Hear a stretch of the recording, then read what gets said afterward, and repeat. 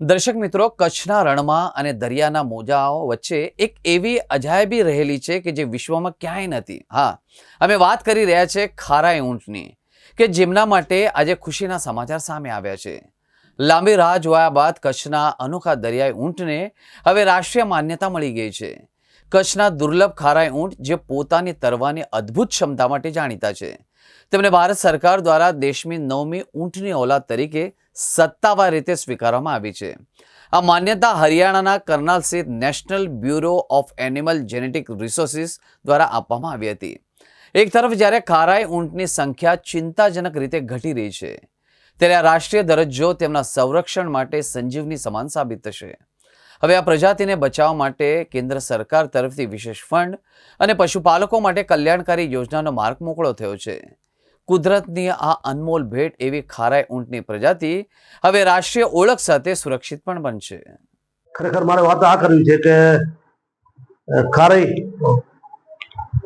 Camel ઊંટની સંખ્યા ઘટતી જાય એના વિશેની તો વાત કરું. 2019ની આજુબાજુમાં 2000ની આજુબાજુ સંખ્યા હતી ઊંટની. અત્યારે 2026માં ગણતરી એના સમજો 1100-1000ની આજુબાજુ છે. એનું ઘટવાનું કારણ એક જ છે કે માત્ર એનું ચરણ લુપ્ત થતો જાય છે, તો ખરેખર એની સંખ્યા ઘટે છે. એનું કારણ એનું એક જ છે કે જ્યાં જ્યાં મિથ્યા ઉદ્યોગ દ્વારા અનેક કંપનીઓ દ્વારા એનું દબાણ થાય છે, એના કારણથી કરીને ચરણની સંખ્યા ઘટે છે. જ્યાં ચરણ છે ત્યાં અમુક જગ્યાએ દબાણ થાય છે, અમુક જગ્યાએ પાણીની વ્યવસ્થા નથી, એના કારણે સંખ્યા ઘટતી રહી. ખાસ કરીને શું પ્રિય ખોરાક છે કે જેના હિસાબે આ તકલીફ પડે? ખારાઈ ઊંટનો તકલીફ આવી જ છે ને કે જે ચરણ ઘટે એનો જ કારણ કે એમને બીજી જગ્યાએ કેમ છે પણ નહીં. કે કચ્છ સિવાય માત્ર ખાલી કચ્છમાં જ ખારાઈ ઊંટ તમને જોવા મળશે, બીજે ક્યાંય પણ નહીં જોવા. તો ખરેખર મારે સરકારશ્રીને વિનંતી છે કે આમાં ખરેખર ધ્યાન આપવું પડે કે આમની સંખ્યા ઘટે છે, એનું શું કારણ છે? ખારાઈ ઊંટનું પોપ્યુલેશન દિવસે ને દિવસે ઘટી રહ્યું છે. એમાં મતલબ ઘણા બધા એવા કારણો છે. એમાં એક એમનું મેન મુખ્ય આપણે જો કારણ જોઈ શકીએ તો એમનું ચરિયાણનો છે. તો ચરિયાણ જે ખારાઈ ઊંટને જે પૂરતું મળી રહેવું છે, જે નથી મળતું, જેના કારણે ઊંટની સંખ્યા દિવસે ને દિવસે ઘટી રહી છે. ખાસ વાત કરીએ તો એમનું શું ચરિયાણ એવું છે કે જે ચરિયાણ વગર તેમને ચાલતું? હા, જેમ આપણે માછલીને દરિયા વગર પાણી વગર ન ચાલે, એ રીતે ખારાઈ ઊંટ પણ એક મતલબ દરિયાની માછલી જ છે, જે મેંગ્રુવમાં મતલબ દરિયામાં તરી અને મેંગ્રુવના જે આઇલેન્ડ હોય છે, જે ચેરિયા જે મેંગ્રુવની મતલબ વનસ્પતિ છે જે છે એ મતલબ ખારાઈ ઊંટ ગ્રેઝિંગ કરતો હોય છે.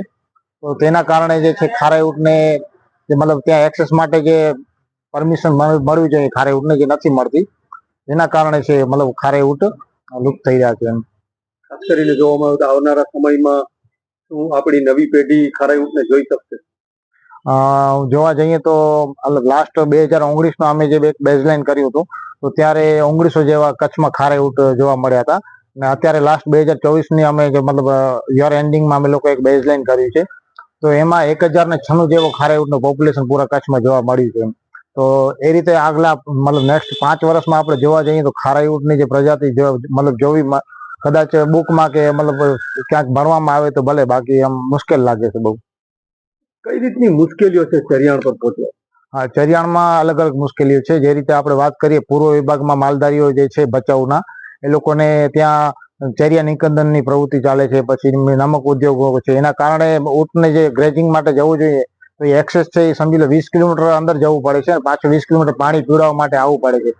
તો રોજના રૂટીન 40 કિલોમીટર એ લોકોને મતલબ આવ જાવ થતી હોય છે. એના કારણે પણ ઊંટ જે છે થાકી જતા હોય છે, અને એના કારણે બીમારીને કારણે લુપ્ત થતા હોય છે. અને એવી જ રીતે સેમ પક્ષી વિભાગમાં બોર્ડર એરિયાના કારણે અને અમુક જગ્યાએ ફોરેસ્ટ ડિપાર્ટમેન્ટ સાથે રહીને જો આયોજન કરવામાં આવે તો મતલબ જે છે એમને ચરિયાણમાં એક્સેસ મળી શકે એવું રીતે છે. પણ જેના કારણે બીએસએફને છે એના લીધે એમને સવારના જે માલધારીને એન્ટ્રી મળવી જોઈએ ને, તો એ લોકો સવારે જઈને સાંજના પાછા આવી જાય, એ મતલબ અત્યાર સુધી શક્ય પોસિબલ નથી રહેતું, જેના કારણે ઊંટ અંદર જઈ નથી શકતા. અને લાસ્ટ હમણાં રિસેન્ટલી એક એવું પણ મતલબ મુદ્દો આવ્યો હતો કે લાસ્ટ દોઢ મહિનો જેવો ઊંટ અંદર રહી ગયા હતા, અને માલધારીનો અંદર ઊંટ કાઢવા માટે ન મળતા ઊંટ અંદર ફસાઈ ગયા હતા. એમ પણ લાસ્ટ પછી માલધારી છેલ્લા હમણાં 7 ઊંટ જેવા અઠવાડિયે પહેલા મળ્યા છે, બાકી ઊંટ એ લોકો હમણાં લઈને મતલબ એ લોકોનો પ્લાન છે લઈ આવશે.